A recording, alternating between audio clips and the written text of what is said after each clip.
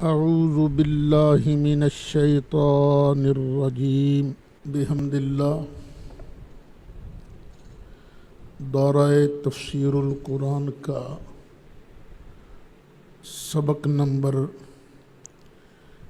57 شروع ہو رہا ہے۔ سورۃ آل عمران چوتھا پارہ اور سورت کی آیت نمبر 116 سے ہم گفتگو کا آغاز کر رہے ہیں۔ ان الذین کفروا، بے شک جن لوگوں نے کفر کیا اور کفر پر ہی مر گئے، لن تغنی عنہم اموالہم ولا اولادہم من اللہ شیئا، نہیں فائدہ دیں گے، نہیں بچا سکیں گے انہیں ان کے مال اور نہ ہی ان کی اولاد اللہ سے کچھ بھی، نہ ان کی مال نہ ان کی اولاد، یہ اللہ سے ان کو، اللہ کی پکڑ سے ان کو نہیں بچا سکیں گے۔ وَأُولَئِكَ أَصْحَابُ النَّارِ، یہی لوگ ہیں دوزخی، ہم فیہا خالدون، اور یہ اس میں ہمیشہ ہمیشہ رہیں گے۔ پتہ چلا جہنم میں ہمیشہ اسی نے رہنا ہے جس کا کفر پر خاتمہ ہوا، وگرنہ جو مسلمان گناہگار ہیں وہ اگر بالفرض جہنم میں جائیں گے بھی تو ہمیشہ نہیں رہیں گے۔ معتزلہ کا عقیدہ ہے کہ گناہگار جو ہیں وہ ان کے لیے بھی خلود فی النار ہے، یہ اس آیت کے منافی ہے۔ اب یہاں سوال پیدا ہوا کہ ان کے مال ان کو فائدہ نہیں دے سکیں گے، تو یہ جو دنیا کے اندر نیکیاں کرتے ہیں یہ کدھر جائیں گے؟ کبھی کسی غریب کو کھلا دیا، کسی کو دوائی لے دی، کوئی رفاع عامہ کا کام کر دیا۔ مکہ کے مشرک بھی حاجیوں کو پانی پلاتے تھے، کھانے کھلاتے تھے۔ تو اللہ فرماتا ہے مثل ما ينفقون فی ہذہ الحیات الدنیا، ان لوگوں کی مثال جو خرچ کرتے ہیں اس دنیا کی زندگی میں، خرچ کرتے ہیں، فصل اگاتے ہیں، باغ بناتے ہیں، پھر کمثل ریح، اس ہوا کی طرح ہے، فیہا سر، جس ہوا میں شدید ٹھنڈک ہو، پالا نہیں ہوتا، سخت پالا ہو، اور یہ ہوا پالا اصابت حرث قوم، یہ پہنچا قوم کی کھیتی کو، قوم نے اپنی فصل اگائی نا، اب پالا پڑا اس فصل پر، جب پالا پڑا، شدید ٹھنڈ پڑی، تو پھر نتیجہ کیا ہوتا ہے؟ فصل ساری تباہ ہو جاتی ہے نا۔ بس یہی مثال ہے ان لوگوں کی، ظلموا انفسہم، انہوں نے شرک کر کے، انہوں نے کفر کر کے اپنے آپ پر ظلم کیا، تو اس چیز نے ان کا بیڑا غرق کر دیا۔ وما ظلمہم اللہ، ان پر اللہ نے ظلم نہیں کیا، وَلَٰكِنْ أَنفُسَهُمْ يَظْلِمُونَ، انہوں نے خود اپنے آپ پر ظلم کیا ہے۔ ایک مثال میں پہلے بھی ایک دو بار دے چکا ہوں کہ ایک آدمی فیکٹری بناتا ہے، کسی پر اعتبار کرتا ہے، اس کو مینیجر بنا دیتا ہے، اس کے ذمے ہے اب تو نے کاریگر بھی رکھنے ہیں، بازار سے سودا بھی لانا ہے، بیچنا بھی تو نے ہے، اور رات کو تم نے حساب مجھے دے دینا ہے۔ ٹھیک ہے جناب، اس نے اسی طرح کرنا شروع کر دیا، سودا لیا، بیچا، مال خریدا، دیا، لیکن رات ہونے سے پہلے عصر کے وقت اس نے سارا حساب کتاب پکڑا، جتنی آمدنی تھی اس نے کسی اور کو دے دی۔ اب خود سوچو، جو فیکٹری کا مالک ہے اس کو کیا یہ اچھا لگے گا؟ اب اگر ڈنڈا پکڑ کر اس کو مارنا شروع کرے تو کیا کوئی کہہ سکے گا یہ اس پر ظلم کر رہا ہے؟ لوگ نہیں، ظلم اس نے خود اپنے آپ پر کیا ہے۔ اب اللہ تعالیٰ نے بنایا انسان کو، صلاحیتیں دیں انسان کو، پھر حکم دیا دیکھو بس ہمارا ایک ہی مطالبہ ہے، ہمارا کہنے پر چلنا ہے، تم نے عبادت ہماری کرنی ہے۔ اب اگر وہ اللہ کو ہی چھوڑ دے، اللہ کو چھوڑ کے کسی اور کی پوجا شروع کر دے تو پھر اس نے اپنا ہی بیڑا غرق کیا ہے نا، اللہ نے تو اس پر ظلم نہیں کیا نا۔ اب ایک اور حکم میرا مالک ارشاد فرماتا ہے، یا ایھا الذین آمنوا، اے ایمان والو، لا تتخذوا بطانۃ من دونکم، نہ بنانا، بطانہ کہتے ہیں گہرا دوست، جس کے ساتھ بندہ اپنے راز بھی شیئر کرتا ہے، دلی دوست۔ من دونکم، اپنوں کو چھوڑ کر تم نے دوسروں کو دلی دوست نہیں بنانا۔ کیوں؟ لا یعلونکم خبالا، وہ نئی کمی کریں گے تمہاری، خبالہ نقصان دینے میں، تمہیں تنگ کرنے میں کمی نہیں کریں گے۔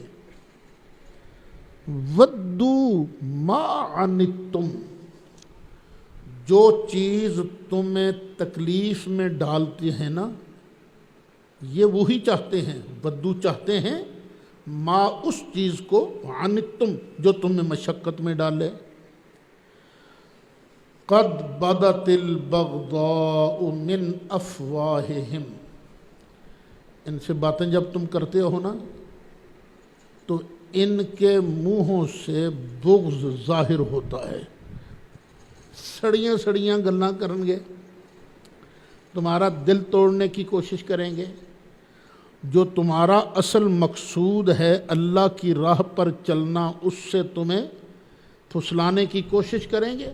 یہ تو ہے نا زبان کی بات، وما تخفی صدورہم، اور جو کچھ انہوں نے اپنے سینوں میں چھپایا ہے نا، اکبر، وہ اس سے بھی بڑی چیز ہے۔ بالکل تمہارے سجن نہیں ہیں، تمہارے دوست نہیں ہیں، ان کو تم نے اپنا دلی دوست نہیں بنانا۔ اور بچ جاؤ حکمرانوں، یہ یہودی، یہ عیسائی، یہ امریکن، یہ تمہارے دلی دوست نہیں ہیں، چائنا بھی دلی دوست نہیں ہے۔ دلی دوست وہی ہیں جو نبی کریم علیہ السلام کے وفادار ہیں۔ قد بینا لکم الآیات، بے شک ہم نے بیان فرما دی ہیں، ظاہر کر دی ہیں تمہارے لیے آیتیں، ان کنتم تعقلون، اگر تمہیں کچھ عقل ہو، اگر تم کچھ سمجھتے ہو نا تو ہم نے تمہارے لیے یہ سارا کچھ کھول کے بیان کر دیا ہے۔ ہاں انتم، اور سنو، ہاں انتم حرف تنبیہ، اور سنو، اولئک تحبونہم، یہ وہ لوگ ہیں جن سے تم محبت کرتے ہو، تم تو ان سے محبت کرتے ہو، وَلَا يُحِبُّونَكُمْ، اور یہ تم سے محبت نہیں کرتے، وَتُؤْمِنُونَ بِالْكِتَابِ كُلِّهِ، اے ایمان والو تمہارا حال تو یہ ہے تم ہر کتاب پر ایمان رکھتے ہو، تورات کو تم مانتے ہو، زبور کو تم مانتے ہو، انجیل کو تم مانتے ہو، قرآن کو تم مانتے ہو، اور یہ جو ہیں ان کا حال کیا ہے؟ وَإِذَا لَقُوكُمْ قَالُوا آمَنَّا، اور جب یہ تم سے ملتے ہیں کہتے ہیں ہم ایمان لائے، اسی نال ہاں تواڈے بادشاہ۔ وَإِذَا خَلَوْا، اور جب یہ الگ ہوتے ہیں، عَدُّوا عَلَيْكُمُ الْأَنَامِنَ مِنَ الْغَيْظِ، ان کو تم پر پتہ کتنا غصہ چڑھتا ہے، غصے کے مارے نا دانت اپنے پورے کاٹنے کو پھرتے ہیں۔ عَدُّوا، کاٹتے ہیں، علیکم تم پر، اناملا اپنے پورے انگلیوں کے پورے، من الغیظ غصے کی وجہ سے۔ کل محبوب تم ہی کہہ دے، موتو بغیظکم، چلو پر ایسے غصے کی تسی مر جاؤ، ساڑے نال کر دیو ساڑا، ساڑے نال کر دیو ساڑا، پھر مرو ایسے ساڑے دے اندر ہی مرو۔ ان اللہ علیم بذات الصدور، بے شک اللہ تعالیٰ خوب جانتا ہے جو تمہارے دلوں میں ہے۔ کبھی کسی پر اعتبار نہ کرنا، یہ جتنے ہیں نا نبی کریم علیہ السلام کے دشمن، کبھی اعتبار نہیں کرنا۔ ہاں گزارا مزارا ہوتا ہے دنیا میں، لین دین، وہ الگ مسئلہ ہے، دلی دوستی نہیں لگانی ان کے ساتھ۔ کیوں؟ ان کا حال کیا ہے؟ ان تمسسکم حسنۃ تسؤہم، اگر تمہیں کوئی بھلائی پہنچے نا، اوہو بہت بری لگتی ہے انہیں، ان کو بڑا ہی برا لگتا ہے تمہیں کوئی چیز ملے تو، اوہو اینو کیوں مل گئی، مینوں کیوں نہیں لبھی ہیں، تو یہ بڑا برا لگتا ہے ان کو۔ وَإِن تُصِبْكُمْ سَيِّئَةٌ، اور اگر تمہیں کوئی تکلیف پہنچے، یفرحوا بِهَا، پھر بڑے خوش ہوتے ہیں، اور سنی ہوں کی بڑیاں وہ دے نال ہے۔ یہ دیکھو یہ جو طریقہ ہے نا، یہ کافروں کا طریقہ ہے۔ مسلمان کو کبھی کسی پر حسد نہیں کرنا چاہیے، میرے مسلمان بھائی کو یہ چیز مل گئی ہے تو مجھے کیوں نہیں ملی، حسد کبھی نہیں۔ کسی کو تکلیف پہنچے تو کبھی خوش نہیں ہونا چاہیے، یہ جو عادت بن جاتی ہے نا طلباء کی اور ادھر ادھر بھی، نہ بیٹے اس سے بچنا ہے۔ کیوں؟ ہم لوگ ہیں سفیر محمد الرسول اللہ صلی اللہ علیہ وسلم کے، آپ لوگوں کو تو چلتا پھرتا مصطفیٰ علیہ السلام کا سفیر بننا چاہیے، لوگ آپ کو دیکھیں اور دیکھ کر رشک کریں، یار جس امتی کی یہ شان ہے ان کے نبی کی شان کیا ہوگی۔ وَإِن تَصْبِرُوا، اور اگر تم صبر کرو، وَتَتَّقُوا، اور تقوی اختیار کیے رکھو، لا يضركم كيدهم شيئا، تو میں رب تمہیں بتا رہا ہوں کہ نہیں نقصان دے سکیں گے تم کو ان کے مکر کچھ بھی، یہ تہاڈا کچھ بگاڑ نہیں سکن گے، لا یضرکم، نہیں ضرر دے گا تم کو، کیدہم، ان کا مکر، شیئا، کچھ بھی۔ ان اللہ بما یعملون محیط، بے شک اللہ تعالیٰ جو کچھ یہ کر رہے ہیں سب کو احاطہ میں لینے والا ہے، سب کو گھیرنے والا ہے، کوئی چیز اللہ کے علم سے باہر نہیں، کسی شے کا کوئی گوشہ میرے مالک کے علم سے باہر نہیں، اللہ تعالیٰ سب کو پکڑے ہوئے ہے، سب احاطے میں ہے، نہ اس کی قدرت سے باہر ہے نہ ہی اس کے علم سے باہر ہے۔ اب آگے سلسلہ شروع ہوگا اس رکوع سے غزوہ احد کا۔ سن 2 ہجری میں غزوہ بدر ہوا تھا۔ اب سن 3 ہجری میں غزوہ احد ہوا۔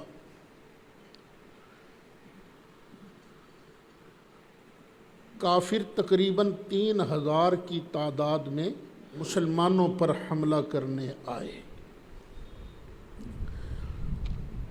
کچھ لوگوں کا خیال یہ تھا کہ ہمیں شہر مبارک سے باہر نہیں نکلنا چاہیے، شہر کے اندر ہی رہ کر دشمن کا مقابلہ کرنا چاہیے۔ لیکن وہ نوجوان، وہ لوگ جن کو بدر میں لڑائی کا موقع نہیں ملا تھا، وہ بڑے پرجوش تھے، نہیں جی باہر نکل کر لڑنا چاہیے تھا، باہر نکل کر لڑنا چاہیے تھا۔ نبی کریم علیہ الصلاۃ والسلام نے ان کی بات مان لی۔ اب شہر سے باہر احد کی طرف نبی کریم علیہ السلام تشریف لے گئے۔ اچھا پتہ ہے احد کو احد کہتے کیوں ہیں؟ جتنے پہاڑ ہیں نا آپ دیکھتے رہیں، ہر پہاڑ دوسرے پہاڑ کے ساتھ ملا ہوا ہے، سلسلہ ہوتا ہے پورا پہاڑی سلسلہ، لیکن یہ احد شریف وہ ہے جو اکیلا ہی ہے، کوئی پہاڑ اس کے ساتھ نہیں ملا، اس لیے اس کو احد کہتے ہیں، اکیلا اکیلا ہے۔ نبی کریم علیہ السلام نے جب صفوں کی ترتیب بنائی تو ادھر ہے جبل احد، جبل احد کو رکھا پشت پر اور سامنے صحابہ کی صفیں بنائیں، اور ساتھ ہے ایک درہ پہاڑی، اوپر پہاڑی۔ نبی کریم علیہ السلام نے وہاں پر 50 تیر انداز کھڑے کر دیے کہ خواہ کچھ بھی کیوں نہ ہو تم نے یہ جگہ نہیں چھوڑنی، کچھ بھی کیوں نہ ہو جائے تم نے جگہ نہیں چھوڑنی۔ ٹھیک ہے یا رسول اللہ صلی اللہ علیہ وسلم۔ اچھا عبداللہ بن ابی یہ نا عین موقع پر دغا دے گیا، دھوکہ دے گیا، یہ کہہ کر ساڑی گل نہیں منی جی اسی جانے ہیں واپس، 300 آدمیوں کو لے کر یہ واپس چلا گیا۔ منافقین تھے وہ، کل کتنے تھے مکہ مدینہ شریف سے نکلتے وقت؟ 1000، اب باقی کتنے رہ گئے؟ 700، اور ادھر کافر کتنے ہیں؟ 3000۔ لڑائی شروع ہوئی، بے پناہ جذبہ تھا مسلمانوں کا، کافروں کو مشرکین مکہ کو تیس نیس کر کے رکھ دیا، بھاگنے لگے مشرک۔ جب مشرک بھاگنے لگے، اب یہاں مسلمانوں سے ہوئی غلطی۔ کن مسلمانوں سے؟ وہ جو درے پر تھے، پہاڑی پر تھے۔ انہوں نے کہا کہ جی سرکار کے فرمان کا مقصد تو یہی تھا کہ ہمیں فتح حاصل ہو جائے، تو ہو گئی فتح حاصل، اب ہم بھی نہ بھاگتے ہوئے کسی نہ کسی کافر کو ماریں، اور یہ جو ان کا مال ہے وہ ہمارے حصے میں آئے گا، مال بھی ہم لیں گے۔ جو درے کے سالار تھے انہوں نے بڑا کہا تمہیں پتہ نہیں نبی کریم علیہ السلام نے فرمایا کیا تھا، کچھ کیوں نہ ہو جائے تم نے یہ جگہ نہیں چھوڑنی۔ لیکن صرف 10 آدمی ان کے ساتھ رہے، 40 جو ہیں وہ کافروں کے لشکر کے پیچھے بھاگ کھڑے ہوئے، ہم نے ان کو مارنا ہے، مال غنیمت حاصل کرنا ہے۔ ادھر حضرت خالد بن ولید ابھی مسلمان نہیں ہوئے تھے، بھاگتے ہوئے انہوں نے مڑ کے دیکھا نا، کیونکہ موج لگ گئی، درہ تو خالی ہے۔ اب انہوں نے کچھ ساتھی اپنے ساتھ لیے 300 کے قریب، 300 یا 400 کے قریب، اور آ کے نہ درے والوں پر حملہ کر دیا۔ اور 10 آدمی اتنے لوگوں کا کیا مقابلہ کر سکتے تھے؟ سارے شہید ہو گئے اوپر۔ اب انہوں نے نہ بھاگتے ہوئے، کافر آگے بھاگ رہے تھے، مسلمان ان کے پیچھے بھاگ رہے تھے، اور خالد بن ولید اپنے ساتھیوں کے ساتھ پیچھے سے مسلمانوں پر جا پڑے۔ اب مسلمان درمیان میں آ گئے نا، اور گھبراہٹ پیدا ہو گئی۔ اب کئی سارے مسلمان جدھر منہ اٹھا ادھر بھاگ اٹھے۔ نبی کریم علیہ السلام پیچھے سے کھڑے ہو کر آوازیں دے رہے ہیں۔ حضرت ابو بکر صدیق، عمر فاروق، عثمان غنی، حضرت علی مرتضیٰ، یہ سارے ساتھ تھے، عشرہ مبشرہ ساتھ تھے۔ حضرت عثمان کا نام کبھی کبھی آتا ہے دوسری طرف بھی۔ نبی کریم علیہ السلام، میں اللہ کا نبی ہوں، ادھر آؤ ادھر آؤ۔ اچھا خیر، اللہ تعالیٰ نے پھر ان کی مدد فرمائی، کافروں کے دلوں میں پڑا رعب اور وہ بھاگ گئے۔ مسلمان برابر سرابر رہ گئے۔ اسی جنگ میں نبی کریم علیہ السلام کے پیارے چچا حضرت حمزہ رضی اللہ عنہ، آپ کی بھی شہادت ہوئی۔ اب اس سارے واقعے کو یہ آئندہ کی آیتوں کے اندر بیان کیا جائے گا۔ خلاصہ میں نے بیان کر دیا، اب ترجمہ سنتے جاؤ۔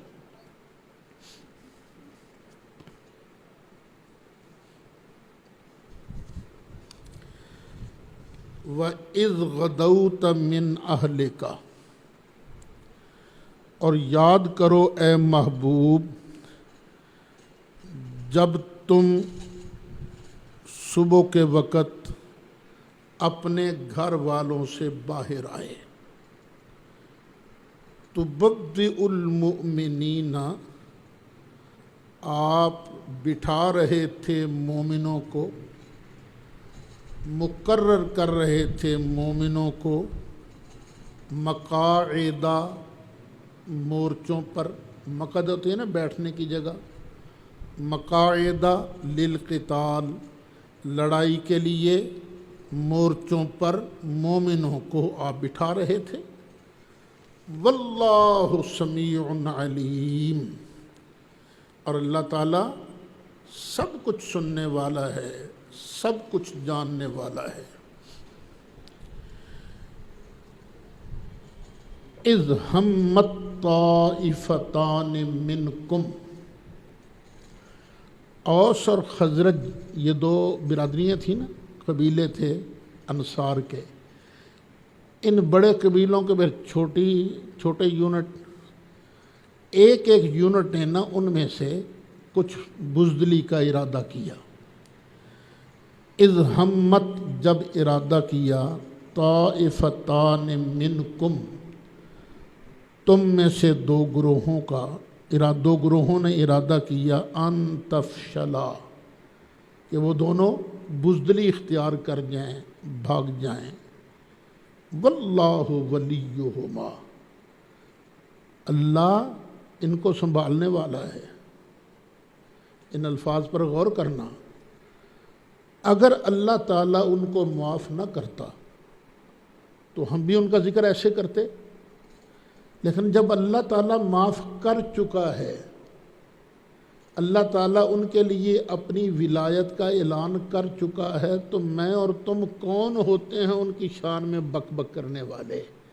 کیونکہ انعام یا سزا تو اللہ نے دینی ہے نا۔ اللہ فرماتا واللہ ولیہما، اور اللہ ہی ان دونوں گروپوں کا ولی ہے، سنبھالنے والا ہے۔ وعلی اللہ فلیتوکل المؤمنون، اور اللہ ہی پر بھروسہ رکھنا چاہیے مومنوں کو۔ اچھا، کئی لوگوں نے باتیں شروع کر دی تھی، جی اللہ کا تو وعدہ تھا کہ تمہاری مدد ہوگی، وہ کہاں گئی مدد؟ اللہ تو وعدہ کرتا ہے تو پھر پورا ہی کرتا ہے نا۔ اب اس کے جوابات آ رہے ہیں، اور دیکھو وَلَقَدْ نَصَرَكُمُ اللَّهُ بِبَدْرٍ، اور بے شک تمہاری مدد اللہ کر چکا ہے بدر میں، وَأَنْتُمْ أَذِلَّةٌ، اور تمہارے پلے تو شے کوئی نہیں تھی، اس وقت تم بالکل بے سر و سامان تھے، کمزور تھے، تو اس وقت اللہ نے تمہاری مدد نہیں کی۔ فَاتَّقُوا اللَّهَ، پس ڈرو تم اللہ سے، لَعَلَّكُمْ تَشْكُرُونَ، ڈرتے رہو گے تو اس کا شکر بھی ادا کرتے رہو گے تاکہ تم اس کا شکر ادا کرو۔ اچھا، وہاں شور تھا جی، کافر اتنے ہیں بدر کے میدان میں، اور بھی ان کے لیے مدد آ رہی ہے، تو اللہ نے فرمایا استقول للمؤمنین، محبوب یاد کرو جب تم فرما رہے تھے مومنوں سے الن یکفیکم، کیا یہ تمہیں کافی نہیں، ان یمدکم ربکم، کہ مدد فرماوے تمہارا رب بثلاثۃ آلاف من الملائکۃ منزلین، 3000 فرشتے اللہ اتار کر تمہاری مدد فرمائے، یہ کافی نہیں؟ اچھا خلاصہ سن لو، بدر کے میدان میں لڑنے والے آئے تھے 1000، کتنے آئے تھے؟ 1000، لیکن جب مسلمانوں کو پتہ چلا نا کافروں کی مدد اور آ رہی ہے، تو سرکار نے فرمایا فکر نہ کرو، انہوں نے جان گے تو ساڑھے بھی آ جان گے۔ پہلے 3000 کا وعدہ ہوا، پھر 5000 کا۔ بلا، کیوں نہیں، ان تصبروا، اگر تم صبر کرو، وتتقوا، اور تقوی اختیار کرو، وَيَأْتُوكُم مِّن فَوْرِهِمْ هَٰذَا، اور آ جائیں وہ تم پر فوراً، یمددکم ربکم بخمسۃ آلاف من الملائکۃ مسومین، تو پھر اللہ تعالیٰ تمہارا رب تمہاری مدد کرے گا 5000 فرشتوں سے، جن پر نشانات بھی لگے ہوں گے، پتہ چلے گا۔ وما جعلہ اللہ الا بشرا لکم، یہ اللہ نے سب کچھ کیا کیوں کیا تھا وعدہ 3000 کا پھر 5000 کا، اور نہیں بنایا اس کو اللہ نے مگر واسطے تمہاری خوشی کے لیے بنایا۔ وَلِتَطْمَئِنَّ قُلُوبُكُمْ بِهِ، اور تاکہ اس کی وجہ سے تمہارے دل مطمئن ہو جائیں، دلوں کو چین مل جائے۔ وَمَن نَّصْرُ إِلَّا مِنْ عِنْدِ اللَّهِ الْعَزِيزِ الْحَكِيمِ، یہ عقیدے کی بات ہے، یاد رکھنا، اور نہیں ہے مدد مگر اللہ کی طرف سے۔ مدد کرنے والا کون ہے؟ اللہ، جو عزیز بھی ہے، حکیم بھی ہے۔ باقی فرشتے آنے تھے مدد کے لیے، اصل مدد کس کی طرف سے ہے؟ اللہ کی طرف سے ہے۔ یہ سارے وسائل ہیں، وسائط ہیں، بندہ ایک دوسرے کی مدد کرتا ہے، حقیقی مدد اللہ کرتا ہے، لیکن یہ کیا بنتے ہیں؟ وسیلے بنتے ہیں، اللہ کی مدد کے مظہر بنتے ہیں۔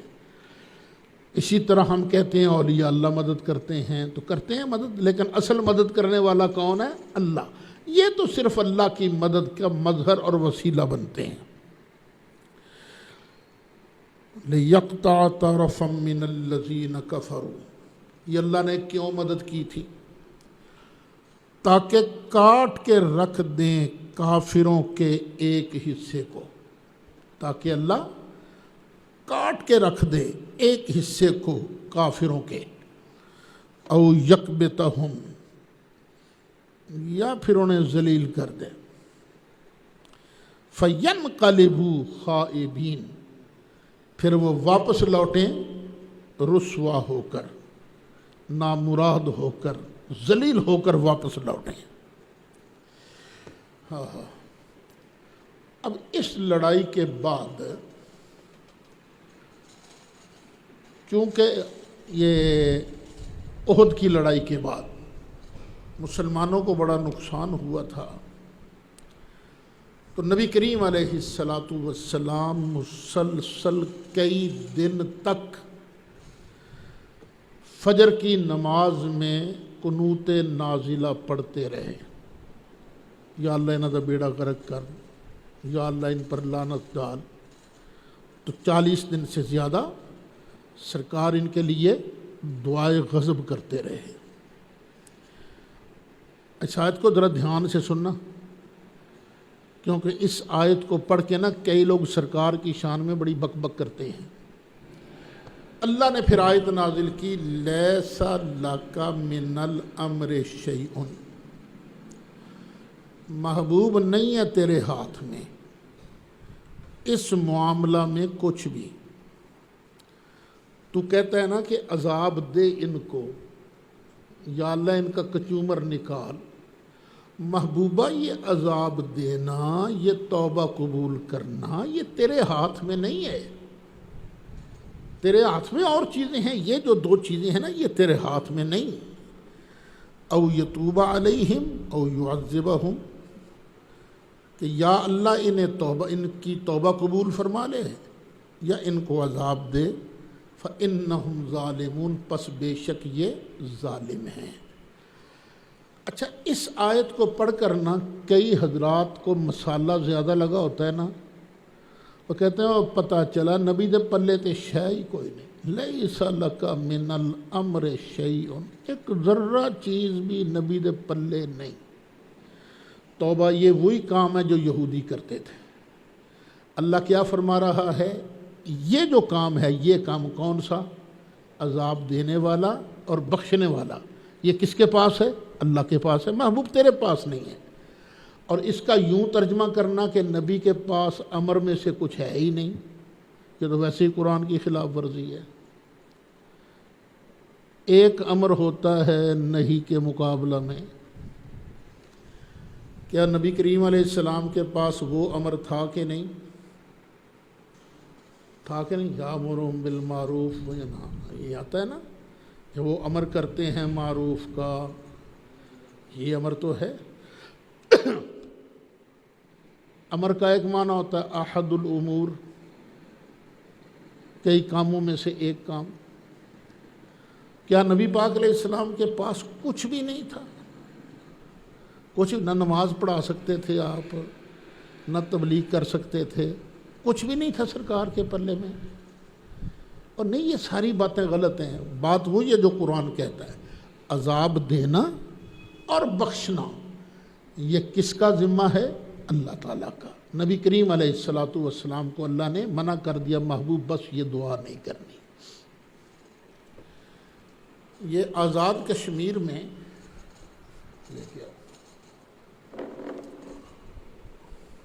ایک جگہ ہے چک سواری، وہاں ایک کالج کے پرنسپل تھے زاہد حسین مرزا. اس نے باقاعدہ ایک کتاب لکھی ہمارے خلاف. اس میں یہی آیت لکھ کر اس نے ثابت کر دیا نبی کے پلے تو شے ہی کوئی نہیں. اب ظاہر ہے وہ آزاد کشمیر کے لوگ تو بڑے غیور ہیں نا، اس کے خلاف FIR درج ہو گئی، پکڑا گیا، کیس چلنا شروع ہوا. نیچے کی ساری عدالتوں سے اس کی ضمانت ریجیکٹ ہوتی گئی. اخیر معاملہ پہنچا سپریم کورٹ آزاد کشمیر. وہاں آستانہ علیہ ڈھانگری شریف کے صاحبزادہ صاحب تھے، صاحبزادہ محمد عتیق الرحمن صاحب مرحوم، فوت ہو چکے ہیں. اللہ انہیں جنت الفردوس میں جگہ نصیب فرمائے. انہوں نے مجھے حکم دیا کہ تم نے پہنچنا ہے. وہ تاریخ تھی نا، عدالت میں تم نے پہنچنا ہے. اس سے پہلے میں توگیرہ شریف تھا، یہ بہاول نگر کی سائیڈ میں. وہاں سے چلا سفر کرتا ہوا میں ایک رات پہلے میرپور پہنچ گیا. صبح اچھا مجھے کچھ پتہ نہیں تھا کیس کا. میں نے کہا یار کیس تو بتاؤ کیا ہے. کچھ انہوں نے بتایا، مجھے بریف کیا. اب صبح کورٹ شروع ہوئی، عدالت شروع ہوئی۔ انہوں نے وکیل کیا تھا مخالفین نے شیخ خضر حیات، یہ جماعت اسلامی سے اس کا تعلق، ملتان کا رہنے والا، لاہور ہائی کورٹ کا جج بھی رہا ہے یہ، کہ جی یہ پیش ہوگا۔ جو ہماری طرف سے وکیل تھے انہوں نے اعتراض کیا کہ جناب شیخ صاحب اس عدالت میں اپیئر ہی نہیں ہو سکتے، اس لیے کہ کورٹ کے اندر ہر بندہ تو بات نہیں کر سکتا، وہی بات کر سکتا ہے جو سپریم کورٹ بار کا ممبر ہو، سالانہ چندہ دیتا ہو اس بار کو۔ یہ تو چندہ ہی نہیں دیتے تو ممبر ہی نہیں ہے، اس لیے یہ پیش نہیں ہو سکتے۔ اب وہ دیکھیے اللہ کی مدد کیسی آتی ہے۔ تو جو چیف جسٹس تھا سپریم کورٹ کا، اس نے کہا ہاں قانوناً تو یہ پیش نہیں ہو سکتے، لیکن میں ان کو اپنے ذاتی اختیارات سے پیش ہونے کی اجازت دیتا ہوں۔ اب صاحب وہ خضر یاد صاحب نے دلالی شروع کر دی اپنے، وہی مولویوں والی باتیں جو ابھی کرتے ہیں وہ اس نے شروع کر دی، یہ دیکھیں جی یہ دیکھیں۔ اور ہمارے جو وکیل صاحبان تھے کوئی مزہ نہیں آ رہا تھا، کیونکہ ان کے بیچاروں کو مولویوں کی بحثوں کا کیا پتہ، وہ تو دوسری باتیں کر رہے تھے۔ اخیر میں کھڑا ہو گیا، میں نے کہا جناب والا مجھے بھی کچھ کہنے کی اجازت دیجیے۔ وہ مجھے پوچھنے لگا آپ کون ہو؟ میں اس وقت جماعت اہل سنت پنجاب کا صدر تھا، امیر تھا۔ میں نے کہا جی میں جماعت اہل سنت پنجاب کا امیر ہوں۔ انہوں نے کہا ہاں ٹھیک ہے۔ زاہد مرزا کا سگا بھتیجا وہ بھی کھڑا ہو گیا، کہنے لگا جی میں بھی کچھ کہنا چاہتا ہوں۔ سپریم کورٹ کے جج نے پوچھا آپ کیا کہو گے؟ وہ میری طرف اشارہ کر کے کہنے لگا جو یہ کہے گا میں اس کی مخالفت کروں گا۔ میں نے کہا جی میں کہتا ہوں لا الہ الا اللہ محمد الرسول اللہ، کر مخالفت کر مخالفت، یہ کوئی بات ہے کرنے والی؟ اچھا خیر، اس نے کہا اب تو ذرا کیا ہوتا ہے زور کی نماز کا وقفہ ہے، تو نماز کے بعد ہاں ٹھیک ہے آپ دونوں پیش ہو جائیے گا۔ تو میں نے وہاں ہمارے ہیں مولانا یوسف فاروقی، ہمارے سلطانی صاحب نہیں قبلہ علامہ محمد کریم صاحب سلطان، ان کے کلاس فیلو بیرا شریف کے۔ میں نے ان سے کہا یار تفسیر صافی ہے کسی کے پاس؟ ان کا میرے پاس ہے۔ میں کہ لے آؤ۔ تفسیر ساوی آئی، اور تفسیر ساوی میں نے یہ حوالہ فوٹو سٹیٹ کرایا، اپنا بیان درج کرا کے نا فوٹو سٹیٹ ساتھ لگائی، اور جب دوبارہ کارروائی شروع ہونے لگی تو سارا کچھ نا ان ججوں کے سامنے پہنچ گئے۔ 3 جج بیٹھے ہوئے تھے۔ وہ ہے کیا ذرا سن لیجئے۔ فمن زعم، اسی آیت کی تفسیر میں علامہ ساوی لکھتے ہیں پس جس نے یہ خیال کیا ان النبی کا احاد الناس، کہ بے شک نبی کریم علیہ السلام تو عام لوگوں کی طرح ہیں، لا یملک شیئا اصلا، بالکل کسی شے کے مالک ہی نہیں ہیں،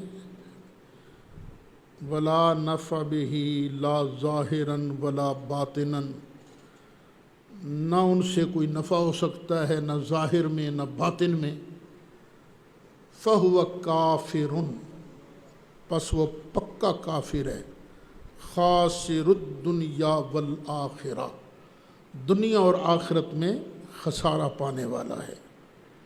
وَإِسْتِدْلَالُهُ بِهَذِهِ الْآيَةِ ضَلَالٌ مُبِينٌ، اور اس کا اس آیت کو پڑھ کر استدلال کرنا کھلی گمراہی ہے۔